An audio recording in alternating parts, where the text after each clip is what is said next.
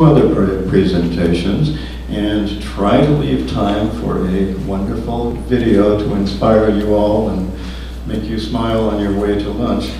So what I'm going to do right now, I'm actually going to introduce our next speaker. And our next speaker will be, I'm turning pages as I go, Mary Lou Dixon, who is the Parks Victoria Manager and Community Participation and Partnerships. I wonder if you could put her, could you put her presentation up? Oh, I beg your pardon. Professor Lee is first, I must say, yes. I mixed these up in my excitement of circulating my notes. My professorial habits have come from Montreal here with me.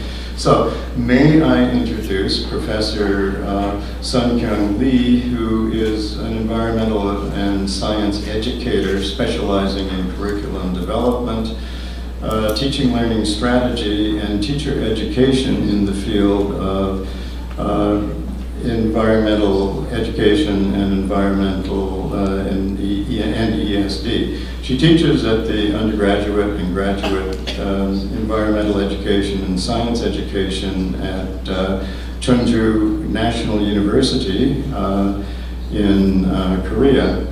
And before her posting there, she worked at the Korea Institute for Curriculum and Evaluation and at Cornell University as a program evaluator for non-native invasive species management. So she will be addressing the audience today on an attempt to integrate education for sustainable development into national park experiences. So Professor Lee, will you join us, please?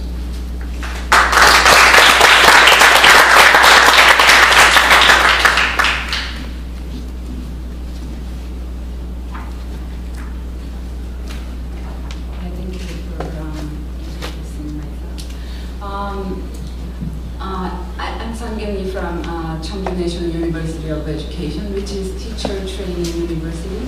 So I'm very much interested in teacher education.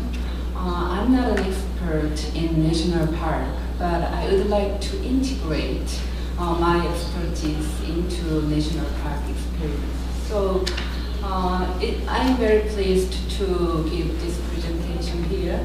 And then I think this conservation campus will be a kind of very critical turning point for the future national park services and initiatives, because it can deal with many things related to ESD into national park experience. So actually, people say ESD is not a kind of add-on courses, but it should be integrated into existing area. But we can't find good practices of that. So it's kind of an attempt to integrate those kind of things into existing areas like national park. So my presentation is not a best practice, not a best concrete practice, but it's kind of an attempt to integrate them. So today's discussion, I will start a short introduction because Linda already mentioned a lot of things. So I just do a very short form, and I'd like to give my thought about meaning and importance of national park as places for a significant life experience. Actually, in the morning, Dr. Shin mentioned the importance of national park with nature, culture, and community. But I think this perspective is also important related to national park. And then I will introduce a very short history of environmental education and ESD. And I'd like to introduce ESD Lens to review national park service and experience. And based on that, I would like to give a short review of current national park services and experiences using the ESD lens. Yeah, global issues are, there are a lot of global issues, and maybe you know overall issues, and then we need changes because we need to deal with these issues, and it needs a lot of transformative thinking. So this kind of things highlighted the importance of education for sustainable development to cope with those issues. Linda already mentioned the definition of sustainable development, but I'd like to point out sustainable development is the will and at the same time the process in which to improve the quality of life of those from both the present and the future generation within the harmonic balance of economy, society, and environment. So actually the concept of SD, sustainable development, was evolved in various forms. But ultimate goal of sustainable development is to secure sustainability and equity between generation, countries, and cultures and creatures. So also ESD, she already mentioned the ESD definition. Yeah, also I'd like to point out ESD is not only a goal on its own, but a process and strong instrument in bringing the change possible for sustainable development. So in national park and protected area, ESD can be implemented in 2 ways, more than 2 ways, but I would like to categorize with two categories. So the first one is kind of understanding on complexities of issues in national parks and protected area in the context of environment, society, economy, and culture, and we need to understand the interrelationships of those areas. Already we experienced during the workshop session in the morning, so we could know how the issues are connected with each other and how can be interpreted as a kind of complex goal. The second part is competencies to cope with issues individually or collectively in national parks and protected areas. I think this one is more related to the session 1, system thinking and critical thinking and other things. Yeah, so concretely, ESD can be implemented in national park and protected area with diverse ways. First one is integrating diverse perspectives and complexities, such as the issues of the community environment, economic and social perspectives into the existing curriculum of national parks, like Citizens University or Eco School and other junior ranger program or something like that. And then we can adapt a multidisciplinary approach via integration of several issues which aims for sustainable development. And we can make a partnership with community organizations and institutions. So it can be another implementation. And then the last one is very important because it can deal with whole institutional approach in connection with the community in the national park. So I think a whole system, whole institutional approach will be needed. So why national park and national park experience? Yeah, already mentioned repeatedly about the national park of Korea, so I do not tell about the definition. But definitely it is very related to nature, culture, and community. But I would like to give some another thinking about national park. So yeah, I like this picture very much. It's from Joseph Connor's book, Sharing Nature with Children. And then I think how this kid, this boy, are excited in the nature. So what he is looking for, and then what can be kind of motivation for him to do this kind of action. So I think this one can be related to a significant experience with nature.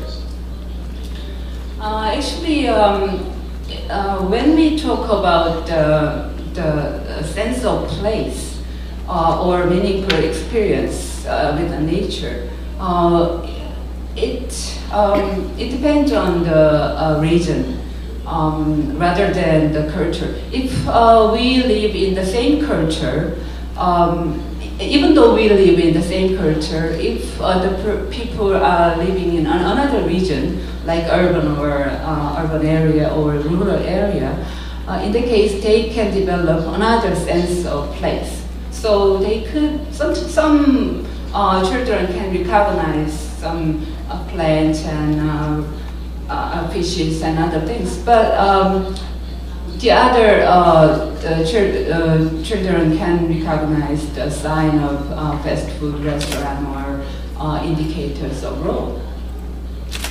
So in relation to sense of place, place is really important, but place refers to a specific space to which diverse, unique pictures are added. So it can be related to opportunity to experience seclusion and silence, opportunity to experience exploration, and opportunity to bring about changes. I think Dr. Gustav Teng will deal with these kind of things in his presentation, and I think this one is very important. And also it can be related to complexity, diversity, opportunity to feel nature, or to immediately contact a place and experiences of a marvelous or a memorable moment. So the knowledge of a place, where are you or where are you from, is intertwined with that of who you are. So in other words, I like this word very much, landscapes, shapes, mindscapes. So yeah, so landscape shapes mindscape. So in that context, I'd like to introduce, I'd like to talk about significant life experience research in environmental education area. Actually, it was started before, but Tanner was kind of the beginning person to do this kind of research. He investigated 45 people in 4 environmental organizations in the United States, like Nature Conservancy, Audubon Society, and Sierra Club, and National Wildlife Federation or something. So 4 big environmental organizations, and identified what experiences led them to conduct environmental activities in this moment.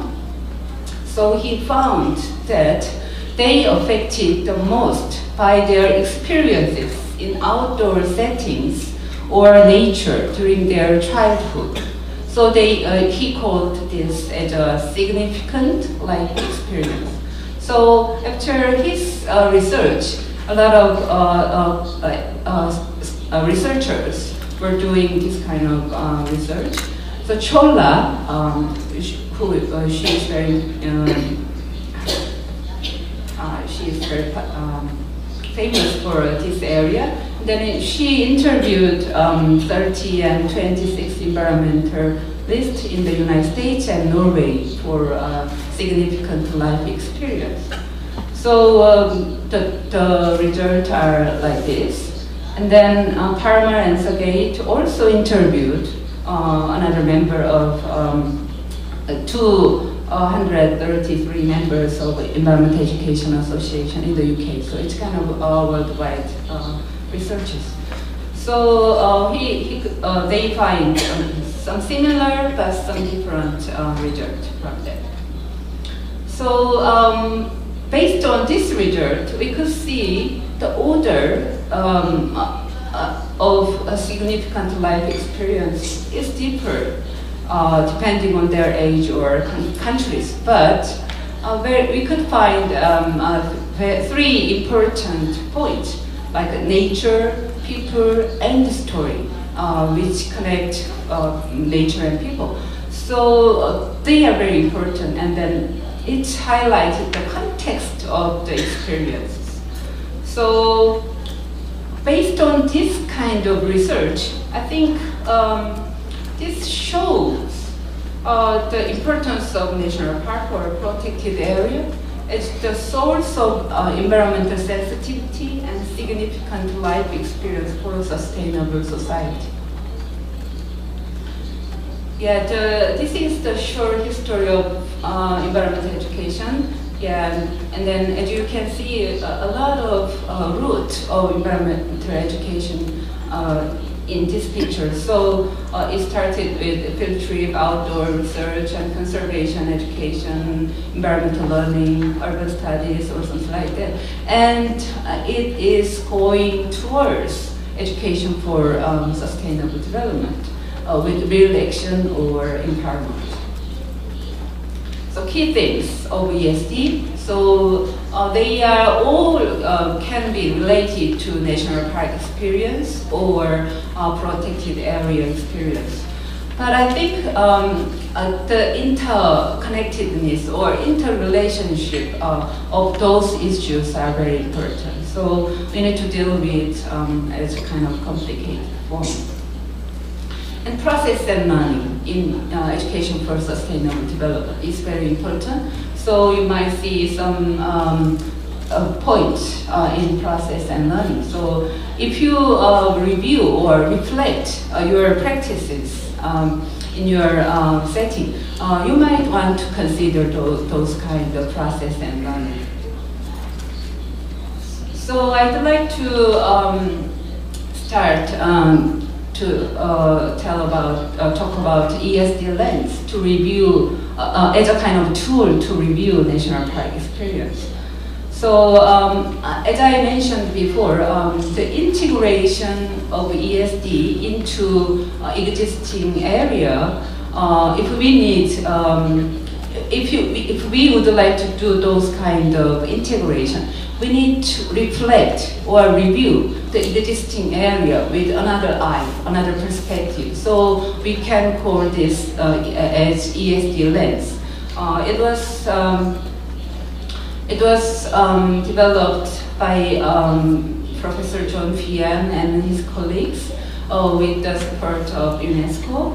And it can help to achieve the purpose of ESD, and it can assist policymakers to integrate the understanding functions and values related to sustainable development into the existing practices. So also it can be used to review all the level of practices like planning, context, policy, quality learning, performance, and implementation. So this shows the levels of ESD Lens review tool. So planning is the one, and national education policy, quality learning outcome and practice review.